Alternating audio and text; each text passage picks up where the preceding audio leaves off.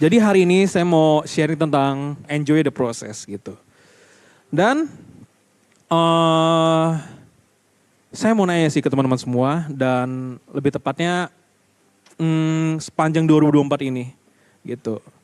So far 2024 ini saya mau nanya aja sih, siapa yang hidupnya lagi merasa kayak up and down, yang merasa hidupnya lagi banyak terjadi goncangan, yang hidupnya merasa lagi nggak, mungkin ya bisa dibilang nggak baik-baik aja gitu. Temen-temen gak usah angkat tangan, saya biar kalian nanya dalam diri kalian aja sih gitu.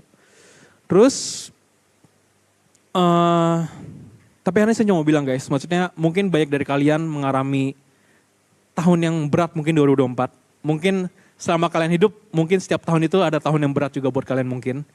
Tapi saya cuma mau bilang, apapun yang sedang kita hadapi akhir-akhir ini, dan mungkin kalian merasa kayak, kok gue doa gak ada jawabannya ya? Kok gue doa gak pernah ada jawaban yang dari Tuhan ya? Padahal gue udah doa tuh setiap tahun, setiap hari, setiap saat gitu. Gue mendoakan apa yang jadi pergumulan gue, tapi gak ada jawabannya gitu. Saya cuma mau bilang sabar. Dan ini nampar saya waktu saya lagi bikin firman ini. Sabar dan terus tetap percaya sama rancangan yang sedang Tuhan buat gitu. Dan percaya dia mau kasih ke kita saat kita udah siap buat menerimanya. Amin? Amin. Maka dari itu kenapa judul pembahasan hari ini adalah enjoy the process. Karena teman-teman seringkali kita sebagai anak Tuhan cuman mau ikut Tuhan tuh pas lagi enaknya aja. Karena ini kenyataan kekristenan sebenarnya teman-teman. Karena saya menghadapi berbagai macam banyak orang yang seperti itu. Ketika cerita, aduh Tuhan jahat banget ya sama gue. Doa gue kok gak dijawab-jawab. Aduh Tuhan jahat banget ya. Gue mau kerja kok susah banget dapet kerjaan ya. Aduh Tuhan jahat banget ya. Gue mau ada sesuatu ini, ekonomi keluarga gue lagi berantakan tapi Tuhan gak pernah jawab sampai bertahun-tahun gitu. Seringkali kita suka berpikir begitu saat kita di situasi yang kena mental lah biasanya. Kita merasa kayak ya lagi emosional, kita menyalahkan segala keadaan gitu. Kita bisa menyalahkan orang tua kita. Kenapa orang tua kita terlahir miskin ya gitu. Akhirnya kita ekonomi kita berantakan gitu.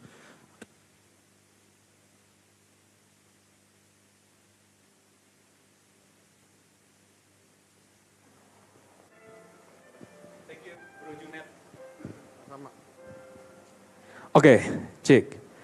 Kita kadang suka berpikir seperti itu guys. Maksudnya ketika dalam emosi kita suka mikir kayak kita menyalahkan segala hal lah. Karena saya termasuk orang yang seperti itu. Waktu dulu asik. Enggak lah. Pokoknya ya kita kalau lagi emosi pasti kadang suka menyalahkan keadaan gitu. Kita juga bisa kadang menyalahkan pasangan kita juga. Atau mungkin menyalahkan gereja juga. Kok gereja gak bantu gue ya ketika gue lagi susah ya gitu. Atau apapun lah gitu. Tuhan gak mau kita kayak gitu guys. Padahal yang Tuhan mau kita sedang mengalami masa-masa terpuruk dalam kehidupan kita. Yaitu kita tetap jalan bareng sama Tuhan apapun situasinya. Kita tetap percaya dengan apa yang sedang Tuhan mau kerjakan dalam hidup kita. Meskipun kita merasa itu semua terlihat berat, itu semua terlihat mustahil banget. Keadaan kita nih kadang kita mikir kayak, kayak mustahil deh Tuhan bisa ngubah keluarga gue. Kayak Tuhan mustahil deh bisa jawabin doa-doa gue, pergumulan hidup gue gitu. Kadang kita sebagai manusia suka berpikir seperti itu gitu. Pikiran dunia tuh selalu menjudge kita kayak, lu tuh gak bisa apa-apa, lu tuh gak berguna, lu tuh masa depan lu hancur gitu intinya. Tapi Tuhan mau ketika kita sedang melalui proses tersebut, kita tetap bersuka cita. Apapun kondisinya gitu. Karena ya saya mau bilang, gimana sih cara kita mau bersuka cita? Kita bangun hubungan sama Tuhan, kita connect lagi sama Tuhan. Kita connect lagi sama yang empunya kita gitu. Kadang kita terlalu egois, selalu ngandelin diri kita sendiri kayak, gue bisa kok hidup tanpa Tuhan, gue bisa kok berkarir dalam gak butuh Tuhan lah, sampai apapun. Sampai akhirnya tiba-tiba bentrok, prak ya. Baru sadar, oh iya ya, gue gak bisa hidup tanpa Tuhan gitu. Dan saya cuma bilang ketika proses dan cobaan itu datang, percaya itu semua ada tujuannya teman-teman. Yaitu untuk apa? Membentuk setiap kita menjadi pribadi yang lebih baik. Dan juga menyadarkan kita bahwa kita ini cuma manusia yang tanpa Tuhan tuh gak bisa apa-apa gitu. Kadang proses terjadi buat menyadarkan kita, buat nampar kita nih sebenarnya. Lu tuh ya kalau bisa dilihat tuh lu tuh cuma kecil kalau di bumi gitu. Lu tuh gak bisa apa-apa, kalau gue sendiri juga ya is dead lu gitu kan, maksudnya kayak gitulah. Menyadarkan kita buat, nih gue Tuhan lu gitu. Lu bisa kok andelin gue gitu. Gue papa lu nih, lu bisa andelin gue kok gitu. Kadang proses terjadi dalam kehidupan kita setiap tahunnya, setiap saatnya, bahkan sampai hari ini mungkin pergumulan kalian belum terjawab. Itu adalah proses pembentukan diri kalian masing-masing gitu. Proses buat menyadarkan kalian bahwa Tuhan tuh sanggup loh buat ngendalin hidup lo gitu. Dan ada ayatnya juga kenapa ketika kita sedang diproses kita mesti bersuka cita dan berbahagia. Yaitu di Yakobus 1 ayat 2-4. Boleh ditampilkan? Oke, saya baca aja. Saudara-saudaraku, anggaplah sebagai suatu kebahagiaan apabila kamu jatuh ke dalam berbagai-bagai pencobaan. Sebab kamu tahu bahwa ujian terhadap imanmu itu menghasilkan ketekunan. Dan biarkanlah ketekunan itu memperoleh buah yang matang supaya kamu menjadi sempurna dan utuh dan tak kekurangan suatu apapun gitu. Ayat ini bilang, anggaplah sebagai suatu kebahagiaan. Siapa yang di sini kalau lagi ada cobaan, lagi ada musibah, bahagia? Pasti sedih mulu bawaannya gitu, ngerti gak sih? Tapi di ayat ini kita ditampar, maksudnya kayak disadarkan kayak, saudara-saudaraku anggaplah sebagai suatu kebahagiaan apabila kamu jatuh ke dalam berbagai-bagai pencobaan. Tapi ada ujungnya lagi lanjutannya, sebab kamu tahu bahwa ujian terhadap imanmu itu menghasilkan ketekunan. Proses itu adalah bentuk pembentukan iman kita teman-teman. Makanya dibilang, berbahagialah. Karena iman kita sedang dibentuk di dalam proses itu gitu. Kadang tuh kita gak sadar kalau kita tuh lagi dibentuk imannya. Kadang tuh kita sadarnya cuma kayak, Tuhan jahat ya sama gue, kok gue dijahatin mulu sih, kok gue gak berkembang sih karir, kok gue gini-gini hidupnya terus sih. Sampai kita menyalahkan Tuhan juga gitu. Kita juga sebagai manusia bisa kepahitan sama Tuhan loh. Banyak cerita kayak gitu. Karena apa? Karena dia gak tahu isi hatinya Tuhan. Dia gak tahu apa yang Tuhan mau bentuk dalam kehidupan dia gitu. That's why saya bilang ketika sedang diproses itu adalah proses buat kita lebih dewasa lagi dalam iman gitu. Karena iman kita semakin dibentuk dan semakin membuat kita sadar bahwa cuma Tuhan yang menjadi satu-satunya pusat dan pondasi dalam kehidupan kita gitu. Kita bisa sadar bahwa Tuhan ini sebagai tiang gua. Ketika lu dalam lautan deh contoh, lu butuh perahu buat ya lu bisa stay di laut gitu kan. Ya apa ya Tuhan gitu. Lu gak bisa apa-apa tanpa Tuhan gitu. Hidup lu itu semua tergantung sama Tuhan gitu. Oke. Dan saya kemarin pas siang hari Sabtu sebelum ada meeting raker PIC. Saya review khotbah saya lagi. Tiba-tiba teriman tentang cara kita memandang dan berpikir gitu. Ketika kita sedang diproses, karena itu menentukan output yang akan dihasilkan nantinya gitu. Tuhan tuh pengen pikiran kita berubah dan seringkali pencobaan ada di hidup kita untuk mengubah cara kita berpikir gitu. Tuhan izinkan kekurangan, Tuhan izinkan banyak hal yang gak mengenakan dalam hidup kita. Setiap tahunnya mungkin setiap minggu bisa aja gitu kalau Tuhan izinin. Semua terjadi untuk mengubah cara kita berpikir gitu.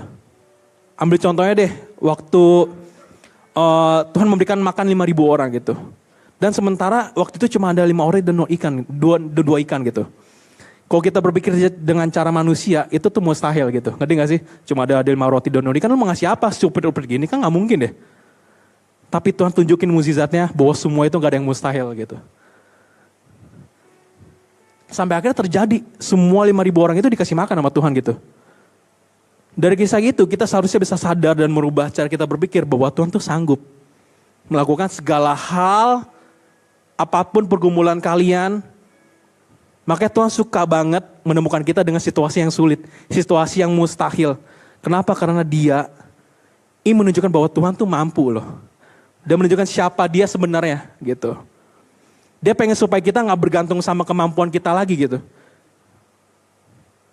Supaya apa? Supaya kita benar-benar ngandelin Dia gitu. Ya jelas karena kita gak sanggup, tapi Tuhan tuh sanggup gitu. Maka situasi yang sulit seringkali terjadi untuk membuat kita menyerahkan hidup kita seutuhnya buat Tuhan. Dan membuat kita berpikir, Tuhan tuh sanggup dan saya gak sanggup buat jalan sendiri. Dan sampai kita memilih untuk benar-benar percaya 100% sama Tuhan gitu. Tapi, ada tapi ya, kalau selama kontrolnya itu masih di kita, masih ego kita terus, udah gue bisa kok. Ya kita bakal terus mengalami stres. Kita mengalami depresi, anxiety, semuanya lah. Kita membanding-bandingkan proses kita dengan orang lain. Kok dia bisa lebih berhasil sementara gue enggak gitu. Karena kita selalu berpikir kayak gitu. Pas di keadaan kita lagi gak baik-baik aja. Tapi kalau lu taruh kontrolnya itu di Tuhan, percayalah, sukacita dan damai sejahtera itu ada gitu. Meskipun lu sedang di kondisi yang gak baik-baik banget.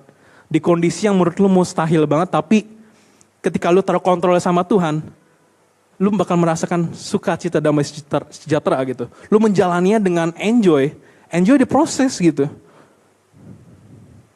Dan saya di sini mau ceritain tentang perjalanan proses tentang Sadrak, Mesak, dan Abednego gitu. Tiba-tiba saya terima lagi soalnya setiap saya khotbah dari 2019 ada pasti selalu ini. Karena ini adalah contoh yang keren banget sih dari mereka-mereka.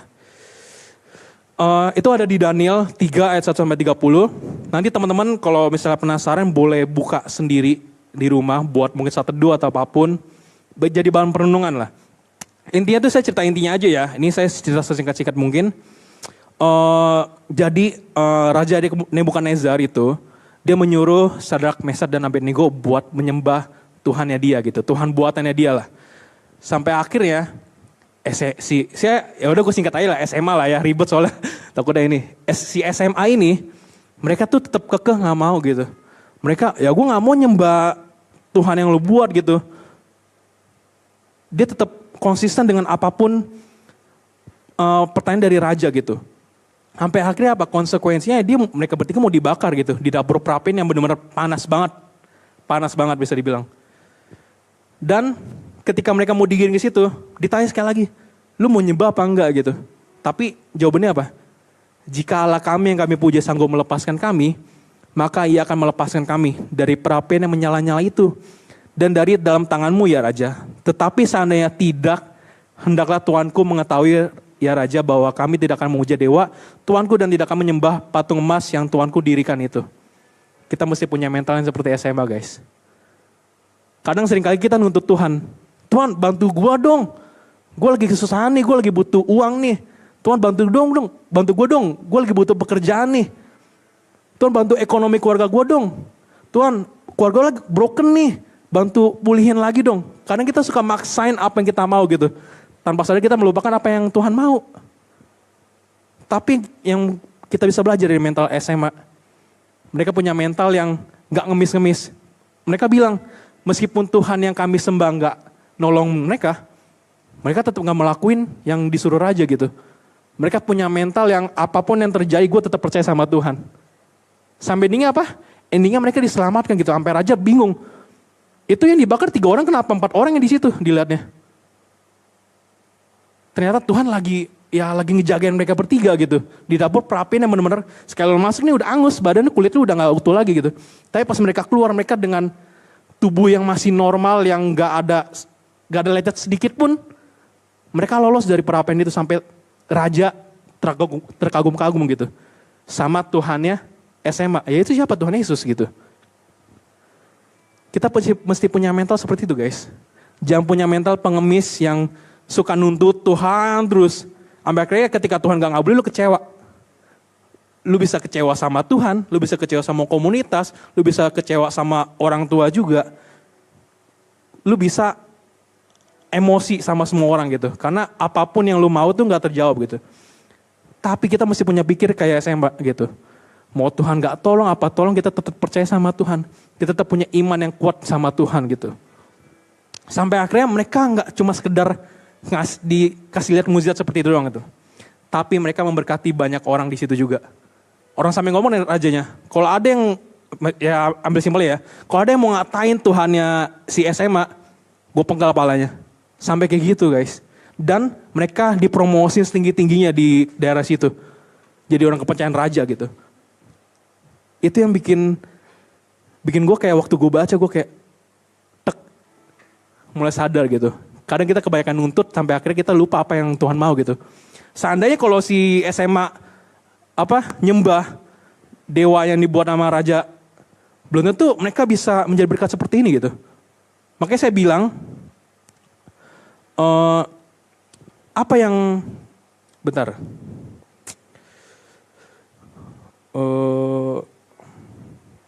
Oke. apa yang kita perbuat gitu, itu menentukan output kita yang apa yang akan terjadi ke depannya gitu. Maka kita mesti punya mental seperti SMA gitu. Yang tadi saya bilang. Dan saya mau kesaksian sedikit tentang hidup saya sendiri. Saya merasa hidup saya diproses tuh dari 2020. Hampir semuanya lah ya, 2020 tuh masa-masa COVID tuh ya ada yang dipecat lah, ada yang dipotong gaji lah, ada yang kesulitan cari kerja, ada ekonomi keluarganya bikin bisnis tiba-tiba bangkrut lah dan segala hal gitu. Dari 2020 saya ditinggalkan sama banyak orang juga. Sahabat-sahabat saya, mentor-mentor saya, PIC saya dan segala hal ditinggalin. Sampai akhirnya saya kecewa kayak, kok hidup gue begini ya? Maksudnya orang yang gue percayakan loh, orang yang gue ini kok tiba-tiba ninggalin gue ya. Udah kelar tuh 2020. Ada lagi 2021. Tiba-tiba ekonomi ya pribadi gue sendiri. Gara-gara terlalu FOMO gitu, terlalu nafsu tentang keuangan gitu. Dulu tuh masih zaman-zamannya ya kayak umur muda, masih muda banget punya 100 juta pertama, punya 200 juta pertama. Ngejar lah. Ya dong kita ngejar, kita berpikir cara dunia gitu. Yang instan, yang tadi Karen bilang Gen Z itu pengennya instan gitu kan. Berpikir kayak, gimana gue bisa menghasilkan 100 juta. Dapat 100 juta, gimana cara gue menghasilkan 200 juta. Mendapatkan 200 juta, gimana cara gue menghasilkan 300 juta. Sampai akhirnya semua itu hilang semua.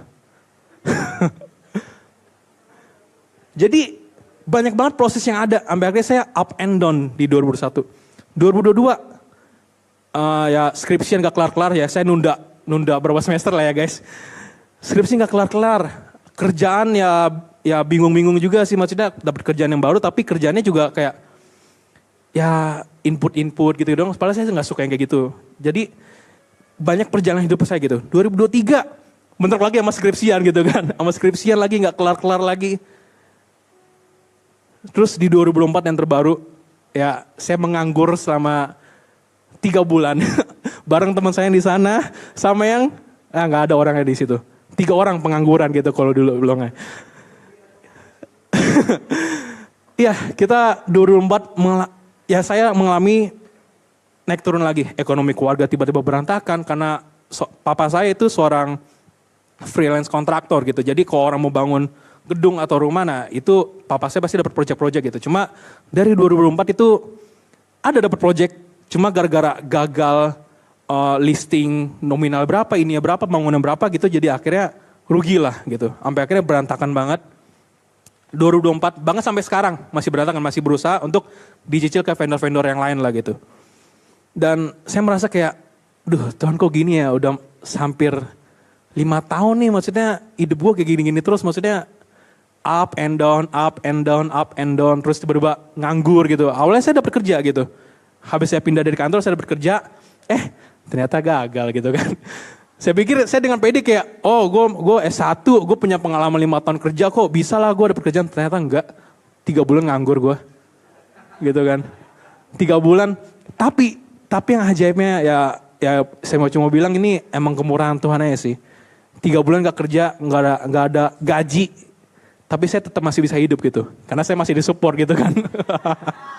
Enggak, bukan disupport sama orang tua saya. Adalah sponsor gitu. Yesus sponsornya.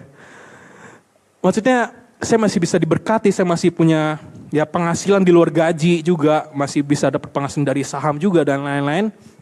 Ya puji Tuhannya selama saya nganggur itu saya masih berkecukupan lah. Saya masih bisa makan-makan enak juga dan lain-lain, masih bisa beliin papa mama juga gitu-gitu. Hah? Jadi bahas. Ya kayak gitu sih, maksudnya kayak banyak banget perjalanan proses saya, kehidupan saya selama 2024 juga gitu. Sampai akhirnya saya di titik kayak, Tuhan udah deh, gue udah gak bakal egois lagi sama diri gue gitu. Apapun yang Tuhan mau dalam kehidupan gue, ya udah gue kerjakan aja deh. Kadang tuh gue suka nuntut kayak, Tuhan gue maunya ini ya, tapi Tuhan gak izinin gitu. Tuhan gue maunya ini ya, tapi Tuhan gak izinin gitu. Tuhan gue mau masuk kantor sini ya, tapi Tuhan gak izinin gitu. Tuhan masuk yang lain gitu. Tuhan gue maunya kayak gini ya, tapi bukan yang itu yang gue maksud. Ada yang lebih baik jauh gitu. Sampai akhirnya tertegur seperti itu gitu. Sampai akhirnya di satu titik gue cuma ngomong sama diri gue, di bulan September gue ingat banget. Yaudah Tuhan, gue udah gak maksa lagi deh apa yang gue mau gitu. Yaudah, gue benar-benar nurut sama apa yang lu mau aja deh. Maksudnya apa yang Tuhan mau dalam kehidupan gue ikutin gitu. Sampai akhirnya ya di bulan Oktober saya mendapatkan pekerjaan dengan ya gaji yang oke juga. Maksudnya dengan lingkungan pekerjaan yang bagus juga. Saya waktu itu mendapatkan 3 tawaran offering. Bukan sombong. Yang pertama tuh ada offering tapi gaji kecil. Ada yang saya cari tuh ada persekutuan doa juga, ada persekutuan doa gitu. Ada pokoknya ada ibadahnya di kantornya. Cuma yang ini tuh ada, cuma gaji kecil. Yang kedua nggak ada, gajinya oke. Cuma perusahaannya tuh ya baru berkembang lah. Jadi ketika saya masuk ke sana saya takut gitu buat masuk. Yang ketiga ini tiba-tiba dapat tawaran. Pas hari ini kan saya disuruh pilih antara 2 ini. Tiba-tiba besokannya saya ditelepon sama yang ketiga ini. Langsung di ACC tawaran yang saya bilang. Soalnya waktu saya nelpon, Bapak gaji segini oke ya? Gaji segini nanti kalau misalnya ditawar lagi boleh gak Pak? Saya cuma bilang, enggak deh Bu. Kalau gak masuk gak apa-apa. Gue bilang kayak gitu. Besokannya ditelepon, ya udah Pak dari CC sama atasan ya. Akhirnya saya masuklah di perusahaan ketiga. Saya pikir mereka tuh gak ada persekutuan doa gitu. Pas saya masuk ternyata kantor itu semuanya disupport buat ikut PD-nya gitu. Bahkan PD dibuat kayak ibadah bener, kayak ibadah hari Minggu kayak gini. Dibuatnya ada drum, ada keyboard, ada pendeta dari luar juga dibuat sharing gitu. Jadi benar-benar diproper sama bosnya buat semua karyawan buat ikut persekutuan yang ada gitu. Jadi seringkali itu saya merasa kayak, oh Tuhan maksudnya kayak gini ya gitu. Oh Tuhan maksudnya yang gue mau tuh emang yang terbaik, tapi Tuhan mau kasih yang terbaik gitu. Kadang tuh kita sering maksa apa yang kita mau gitu. Dan saya juga kadang suka insecure, kadang suka juga kayak mikir kayak, aduh masa depan gue gimana ya? Aduh masa depan, ya kalian semua coba, gue gak tahu lah sering berpikir kayak gitu apa enggak gitu. Cuma saya tiba-tiba terima lagi nih pas jam 12 kemarin. Saya lagi buka Alkitab, lagi baca-baca doang di Matius 6 ayat 26. Dibilang kayak gini, boleh dibuka guys? Production. Dibilang kayak gini, pandanglah burung-burung di langit yang tidak menabur dan tidak menuai dan tidak mengumpulkan bekal dalam lambung dan melumbung, namun diberi makan oleh Bapamu yang di surga. Bukankah kamu jauh melebihi burung-burung itu? Gitu. Maksudnya kayak burung-burung di udara aja dipelihara sama Tuhan, apalagi kita yang mahal yang ditebus dengan darah yang mahal gitu. Percayalah kita semua ini adalah anak-anaknya Tuhan yang benar-benar dibayar sama Tuhan gitu. Ditebus dosanya, kita sering lakuin dosa, tapi Tuhan tebus dengan darah yang mahal gitu. Percayalah bahwa Tuhan tuh pegang kendali atas kehidupan kita gitu. Tuhan pegang kendali atas masa depan kita. Jadi jangan pernah takut ketika Tuhan lagi proses lu gitu. Dan saya juga teriman, mungkin teman-teman suka ada yang banding-bandingin gak ya? Kalau saya sih dulu suka banding-banding kayak, kok dia lebih sukses ya, kok dia lebih ini ya, kok dia lebih ini ya. Suka banding-bandingin proses orang lah. Tiba-tiba, wah dia baru ini dapat kerjaan yang gila banget, gajinya gede banget 2 digit atau apapun gitu. Cuma pas saya lagi buka-buka IG, tiba-tiba muncul statement kayak gini tentang kisah Abraham gitu. Kalau teman-teman tahu kisah Abraham baru punya anak tuh di umur 100-nya ya lah. Umur yang benar-benar tua banget, umur yang benar-benar mustahil banget buat punya anak gitu. Padahal Abraham mau tuh, dia mau pas nikah, dia punya anak yang pas-pasan orang tua lainnya sempurna sama dia gitu. 40 kayak 30 kayak, tapi Tuhan izinin dia buat punya anak di umur 100 tahun gitu. Prosesnya dia sama proses orang lain beda gitu. Tapi Tuhan menguji imannya Abraham gitu. Lu tetap setia gak sih sama gue ketika gue gak berkatin lu? Lu tetap setia gak sama gue ketika gue gak jawab apa yang lu mau gitu? Sampai akhirnya Abraham dikaruniai anak gitu. Tapi gak berhenti di situ doang prosesnya. Anaknya Ishak mau dikorbanin lagi. Gelisah dong kalau kita punya anak kayak gitu kan. Maksudnya kayak, aduh gue baru punya anak nih di umur 100, masa dikorbanin lagi? Cuma kalau Ishak punya ego, kalau Abraham punya ego, aduh Tuhan gak usah ini gitu kan. Tapi Tuhan punya rencana yang lain gitu. Sampai akhirnya gak jadi korban, bahkan Abraham jadi bapak segala bangsa-bangsa gitu. Maksudnya dia berkati generasinya gitu kan. Kalau Abraham nurutin ego dia gak mungkin seperti itu guys. Jadi kita sama-sama punya mental yang seperti itu. Mungkin ya kita melihat rumput tetangga lebih hijau, tapi percayalah bahwa rumput kita tuh lagi diproses sama Tuhan. Buat lebih subur lagi gitu. Jadi saya cuma bilang pada siang hari ini, di 1 Petrus pada 13, ini ayat terakhir doang. Sebaliknya, bersukacitalah sesuai dengan bagian yang kamu dapat dalam penderitaan Kristus, supaya kamu juga boleh bergembira dan bersukacita pada waktu yang menyatakan kemuliaannya gitu. Apa yang dilakukan Yesus 2000 tahun lalu, dia ngangkat salib sejauh itu ke gunung, itu gak ada apa-apa yang sama proses hidup kita gitu. Tuhan Yesus dicambukin, itu gak ada apa-apa yang sama proses hidup kita. Yang menurut Yesus tuh cuma kayak suprit doang. Dia tinggal jentikin jari, udah. Mukjizat terjadi gitu. Tapi kita di sini dibilang apa? 1 Petrus 4 ayat 13, sebaliknya bersukacitalah sesuai dengan bagian yang kamu dapat dalam penderitaan Kristus gitu. Jadi saya mau bilang pada siang hari ini sama-sama kita enjoy the proses yang ada. Kita enjoy dengan proses yang Tuhan kasih buat kita. Mungkin berat banget, mungkin gak ada jawaban doa yang Tuhan kasih buat kita. Mungkin pas kita pulang hari ini, belum tentu Tuhan jawab doa kita gitu. Tapi percayalah bahwa Tuhan lagi membentuk kita, Tuhan lagi membentuk iman kita. Tuhan bakal kasih kita ketika kita udah siap. Ketika iman kita udah siap gitu. Buat menerima apa yang jadi Tuhan mau gitu. So guys, biar pada siang hari ini kita punya pemikiran yang baru. Pandangan yang baru. Disadarkan lebih lagi tentang proses itu indah gitu. Proses itu menyenangkan. Proses itu bersukacita gitu. Saya cuma bilang itu karena kita berjalan bareng-bareng sama Tuhan gitu. Makanya guys, dan ini Karen juga sempat yang ibadah satu dia ngomong kan. Soalnya setiap proses kita tuh juga bukan cuma buat diri kita masing-masing gitu. Bukan buat ngebentuk diri kita doang, tapi bisa menjadi berkat buat orang lain gitu. Proses hidup lu hari ini tuh ketika berhasil, lu bisa menjadi berkat buat orang lain. Mungkin orang lain lagi merasakan proses yang sama seperti lu gitu. Sampai akhirnya kayak, oh iya Tuhan hidup ya di dalam hidup lu gitu.